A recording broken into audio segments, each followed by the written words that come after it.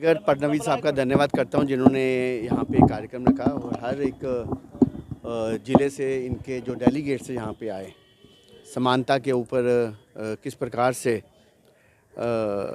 हम लोग काम कर सके, स्वतंत्रता के ऊपर किस प्रकार से काम कर सके, महिलाओं के शोषण के ऊपर समाज के अंदर कोई ऐसा वर्ग, चाहे बच्चे हैं चाहे महिलाएं हैं, उनके ऊपर किस प्रकार से हम लोग काम कर सकें।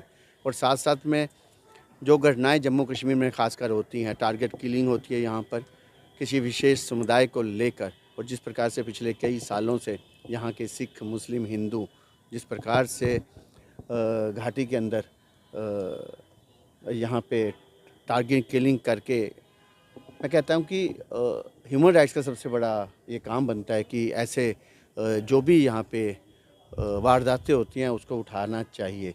और राजनीति के साथ अगर हम ह्यूमन राइट्स को जोड़ेंगे तो मेरे को लगता है कि ये हम लोग समाज के साथ या जम्मू कश्मीर के नागरिकों के साथ, देश के नागरिकों के साथ इंसाफ नहीं करेंगे।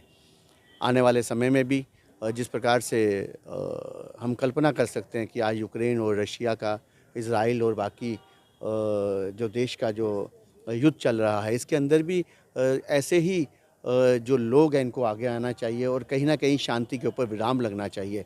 गांधी जी जैसे जो महात्मा गांधी हमारे हिंदुस्तान से हुए हैं, जिन्होंने अहिंसा का संदेश दिया था, हमें प्रण करना चाहिए कि हम लोगों को भी अहिंसा के ऊपर चलते हुए अपने देश का उत्थान करना चाहिए। आशा वर्कर्स है या अगर मिड डे मील जो कुक्स है उनकी बात अगर बड़ी दयनीय है, 1,000 रुपया उनकी सैलरी है और उनसे बड़ा काम लिया जाता है। मैं इस मसले को जरूर उठाऊंगा क्योंकि मेरे स्कूलों के अंदर विजिट हो रही है।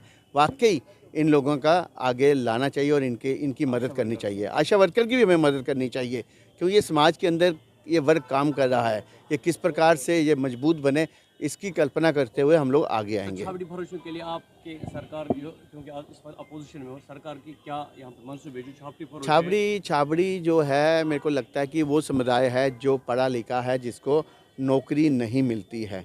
यहाँ पिछले सालों से यहाँ पर सरकारी नौकरी तो मिली नहीं, पर साथ में प्राइवेट सेक्टर भी यहाँ नहीं आए, जिसके कारण हमारे जम्मू कश्मीर का नौजवान थोड़ा बेरोजगार की तरफ गया है। ये वही लोग हैं। और पीछे इन हॉकर्स के लिए नरेंद्र भाई मोदी ने स्कीम दी थी, इनको पैसे दे के किस प्रकार से बसाया जाए। मेरे को लगता है आने वाले समय में भी हम इनके लिए काम करेंगे। एक समानता आनी चाहिए, हर व्यक्ति को रोटी, हर व्यक्ति को छत और हर व्यक्ति को शिक्षा मिलनी चाहिए। रोहिंग्यास की अगर बात की जाए, पानी जो है काट लिया, उमर अब्दुल्ला का भी बयान सामने आया, तो किस नज़रिए से आप देखिए, रोहिंग्यास की अगर हम बात करें, रोहिंग्यास के साथ अगर आप भी कभी सिस्टम में अगर आप सपोज करें आपके घर में कोई किराएदार है, तो किराएदार से आप कोई ना कोई तो उसका प्रूफ मांगेंगे ना, या नहीं मांगेंगे। हम लोग कहीं भी बैंक का खाता भी खोलते हैं, उसके लिए आधार कार्ड हमें चाहिए। हम लोगों को जम्मू कश्मीर के अंदर रोहिंग्यास आए हैं तो सरकार का मानना है कि ऐसे रोहिंग्यास जिनका कम से कम किसी जगह रिकॉर्ड तो होना चाहिए। अगर कोई वारदात वो कर देते हैं, आपका ही घर हो, अगर आपके घर बैठ कर वो बिना पत्रों के, बिना कागज़ के अगर वो लोग कोई वारदात करके चले जाएं, तो मेरे को लगता है कि आपको सबसे बड़ा कष्ट होगा जिस घर में वो रहते हैं। इसलिए मेरे को यही मानना है कि अगर वो किसी भी रास्ते, बिना कागज़, बिना किसी दस्तावेज के अगर हिंदुस्तान के अंदर आए हैं, तो यहाँ की सरकार को उनको इसी प्रकार वापस जल्द से जल्द भेजना चाहिए।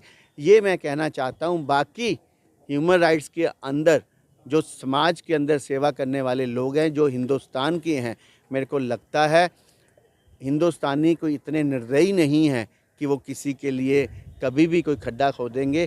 पर बिना कागज़, बिना दस्तावेज बॉर्डर क्रॉस करके आना, यही आगे भी पहले भी हमारे जम्मू कश्मीर के लिए पाकिस्तान से जो लोग आए थे यहाँ पर, और आज भी हम उसकी मार सहन कर रहे हैं। इसलिए इसके लिए जल्द कदम उठाना चाहिए।